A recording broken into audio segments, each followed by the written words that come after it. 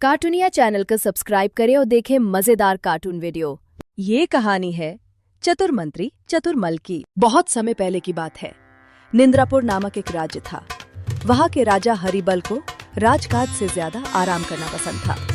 उन्हें लगती थी भूख। अब कौन जाए रसोई घर, कल ही तो खाया था, छोड़ो। लेकिन चलकर रसोई नहीं जाते। प्यास लगती थी तो पानी भी ये सोच के रह जाते कि बाद में पीऊंगा। उनका एक ही नियम था, जो मुझे पसंद आए वही राज्य के लिए सही है। अब ऐसे राजा के साथ राज्य कैसे चले? लेकिन उनका मंत्री चतुरमल नाम के ही नहीं दिमाग के भी बड़े तेज था। उसने कई बार राजा को समझाया, महाराज, राज चलाना रसगुल्ले खाने जितना आसान नहीं है। लेकिन रसगुल्ले अभी मिल सकते हैं क्या?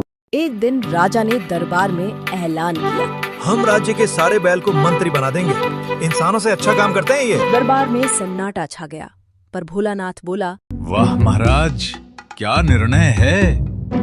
बैल कभी झूठ नहीं बोलते, क्योंकि बोलते ही नहीं। राजा ने कहा, हर गांव में एक बैल अब वहाँ का सलाहकार होगा। अब चतुरमल समझ गया कि राजा की बेवकूफी राज्य को डुबो देगी। अब जब सारे लोग दरबार से चले गए, तब चतुरमल ने बोला, महाराज, ये तो गजब योजना है। चलिए हम सबसे पहले राजधानी के सलाहकार बैल का चुनाव करें। फिर अगले ही दिन एक बार फिर दरबार लगता है और चतुरमल बोलता है, महाराज, ये तो गजब योजना है। चलिए हम सबसे पहले राजधानी के सलाहकार बैल का चुनाव करें। हाँ चतुरमल, जल्दी सलाहकार का चुनाव करो, अब देर मत करो। मैंने कल ही एक बैल को ले आया था महाराज, क्योंकि सलाहकार जितनी जल्दी बन जाए उतना ही ठीक रहेगा। हाँ, जल्दी जल्दी बैल को लाइए चतुरमल जी, अब देरी नहीं होनी चाहिए। राज्य का भविष्य बैल के कंधों पर है। चतुरमल के इशारे करते ही बैल दरबार में आ पहुंचता है।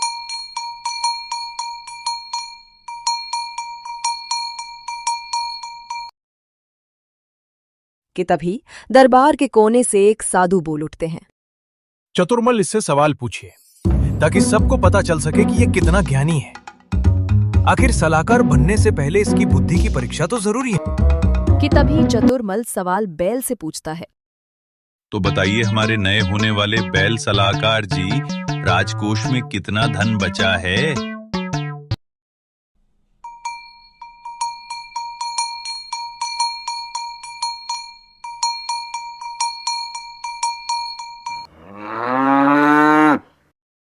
ये क्या?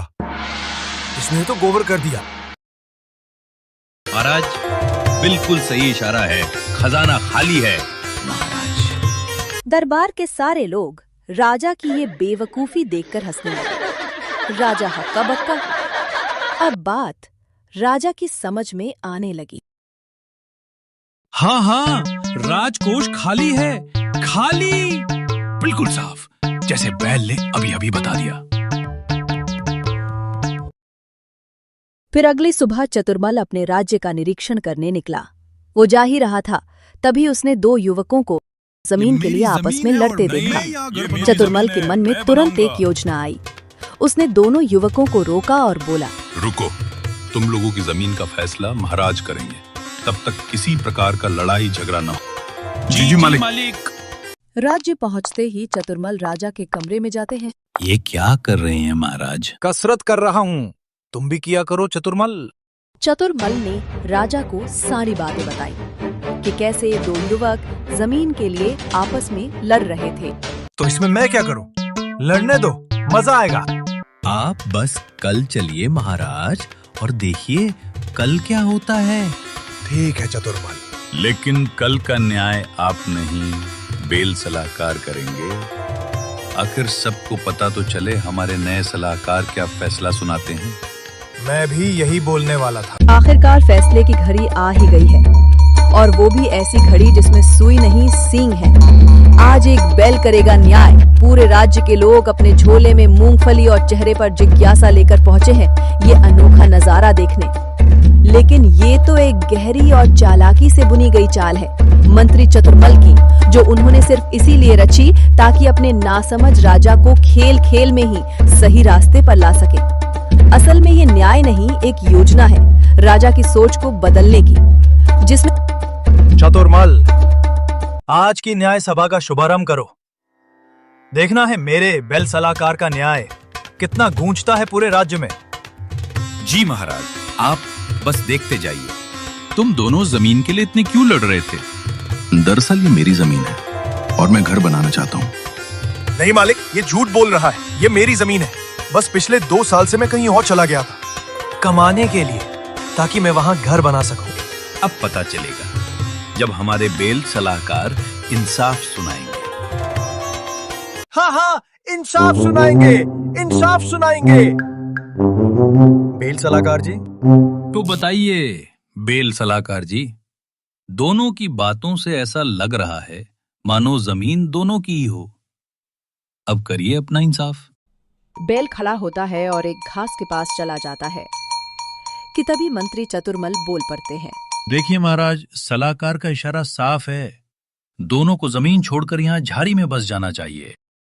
हाँ हाँ, दोनों को झाड़ी में बस जाना चाहिए, झाड़ी में। इस पागल बूढ़े को मैं मार बैठूंगा। दिमाग खराब कर रखा है। राजा की इस मूर्खता को देखकर लोग अपनी हंसी रोक नहीं सके।